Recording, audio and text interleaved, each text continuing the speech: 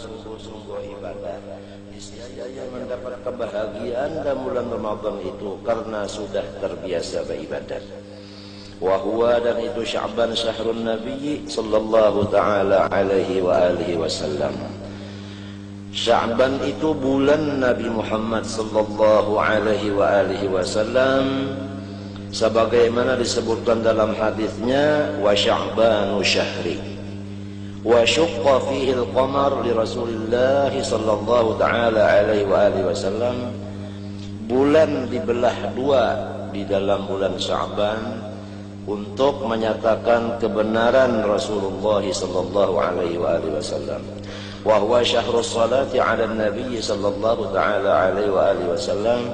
Sya'ban ini adalah bulan pasaran membaca salawat atas Nabi sallallahu ta'ala alaihi wasallam. فأكثروا من الصلاة عليه أيها الإخوان في كل الأزمان خصوصا في شهر نبيكم شعبان.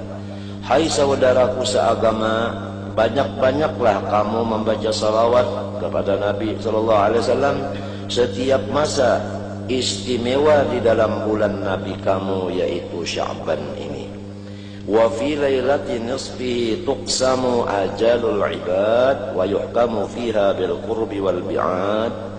Di dalam malam tanggal 15-nya Sya'ban, disitulah ajal-ajal makhluk ditetapkan, ditentukan Allah Subhanahu wa ta'ala, umur. Dan di malam nisfu itu juga diputuskan Allah ta'ala manusia-manusia atau jin yang dihampirkan kepada Allah di tahun itu. Si anu bakal jadi muqarrabin. Ada orang yang diputuskan malam itu juga muba'adin, orang yang jauh dari rahmat Allah. Ringkasnya, malam nisfu Sya'ban malam penentuan kita. Untung atau ruginya, dunia atau akhirat, adalah tulisannya malam itu.